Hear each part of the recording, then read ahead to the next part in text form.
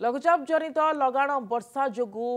पानी जमी केन्दुझर सहर में प्रबल वर्षा होगा फल केन्दुझर पौरांचल विभिन्न वार्डर साही बस्ती और कॉलोनी रे वाटर लगिंग होगा फल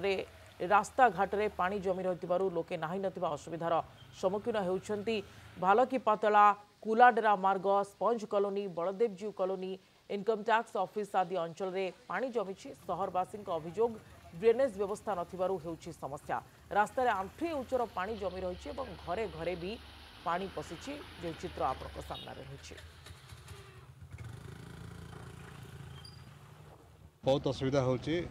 सका ऑफिस जीवा समय कि पिला को स्कूल छाड़ा समय बहुत प्रकार असुविधा सम्मुखीन होगा पड़ी ये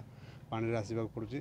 जो भी गाड़ी सपोज बंद हो जाऊँगी तो समस्ते ओदा होगी पड़ी 20-25 वर्षर समस्या तेणुकी ताकू आम प्रिकसन करने गोटे कोटी टेंडर करी एवं काम आरंभ होगा कथा इन द मेन टाइम आम सेक्रेटरी मैडम आसी निजे भी बुलिकी देखिले जेहेतु लो लैंड एरियाटा रोचे पानी निष्कासनटा से प्रॉब्लम रोचे तेणुकी ताकू मैडम कहले जेहेतु एटा ह्यूज अमाउंट अच्छी गोटे कोटी आम बड़ प्लान गोटे करवा बर्तमान होल्ड कर टेम्परारी